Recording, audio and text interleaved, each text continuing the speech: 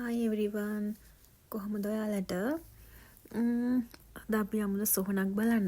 ඔය පේන්නේ අපේ ගෙදර ඉඳලා බලනකොට ගේ ඉස්සරහම තියෙන සොහන. ඕක පාස් කරගෙන තමයි ඉතින් අපි එහාට මෙහාට යන්න ඕනේ. ඉතින් අපි යන්න බලන්න. ඔය සොහන දැන් උතන තිබුණාට ගෙදරට ඇවිල්ලා ගොඩක් කල් ඒ වුණාට ගිහිල්ලාම නැහැ. උතන එහාට මෙහාට ගියාට. අපි ගිහින් බලමු. ලංකාවේ වගේ තමයි ඒ වුණාට ලංකාවට වඩා සොහනේ ආකෘතිය ටිකක් වෙනස් නේද? මේ සොහන් ටිකක් ගල් කණු වගේ උසයි. අපේ සොහන් චුට්ටක් කොටයිනේ ලංකාවේ තියෙන ඒවා. ඒ වගේම තමයි මෙහෙත් සොහන් ගොඩක් වෙලාවට නිර්මාණය වෙන්නේ බෞද්ධ මේ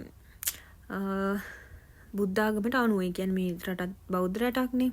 එතකොට ඒ ආభాෂයත් අරගෙන තමයි කියනවා මේගොල්ලන්ගේ සොහන් හදන්නේ. ඒ වගේම තමයි දැන් මේ වගේ තැම්පත් කරන්නේ අලුනේ. එතකොට මේ සොහනක් પરම්පරා ගානක් පාවිච්චි කරනවා. මේ හැබැයි මේ සොහන් මිලදී ගන්න ඕනේ. මෙහෙ මිනි වලලන්න බෑ. සොහන් වල තමයි තැන්පත් කරන්නේ. ඔය සොහනක් සාමාන්‍යයෙන් ලක්ෂ 5ත් ලක්ෂ 30ත් අතර වෙනවා කියලා කියනවා. එකපාර ගද්දි. ඊට අමතරව අවුරුද්ද ගානේ යෙන් 5000ත් යෙන් 20000ත් අතර ගානක් ගෙවන්න ඕනේ. මේක මේ දේවල් නඩත්තු කරනවට. ඉතින් ඒ වගේම තමයි දැන් සොහනක් ගන්න බැරි අය ඉන්නවනම් ඕනේ නෑ කියලා හිතන අය ඉන්නවනම් ඒගොල්ලන්ට පුළුවන්ලු ඒගොල්ලන් ඒ අලු ටික පන්සලකට ගෙනihin දෙන්න පුළුවන්ලු. පුද්ගලිකව භූමි දාන කරන තැන් තියෙනවලු. පුද්ගලිකව නෙමෙයි සෝරි. මේ කට්ටියගේ මේවා එකට භූමි දාන කරන තැන් තියෙනවලු පොදුවේ. ඊට අමතරව ඕවා ගෙනihin දානවලු මුහුදට. ගස් යට දාන්න පුළුවන්ලු. හැම ගහකටම දාන්න නැතුව ඇති. දාන තැන් ඇති. එහෙමත් නැත්නම් ගෙදර ගෙනihin තියාගන්න පුළුවන් කියනවා.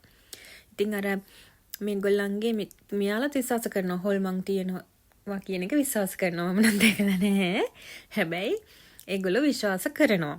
මේගොල්ලන්ගේ ජූලි සහ අගෝස්තු මාස දෙක අතර මේගොල්ලන්ගේ මැරිච් අය මේ තැන් වලට එනවා කියලාත් ඒගොල්ලෝ විශ්වාස කරනවා. ඉතින් ඒගොල්ලෝ ඒවා ලස්සනට පිළිවෙලට තියාගන්නවා මල් තියලා. බලන්න කිසිම තනකොළ ගහක්වත් නැහැ. හරිම පිළිවෙලට මේගොල්ලෝ මේකට යනකොටත් යන්න ඕනේ අපි පුදුම පිරිසුදුලු යන්න ඕනේ පිළිවෙලට. ඉතින් ඒ විදිහ තමයි මෙහි සොහොන්.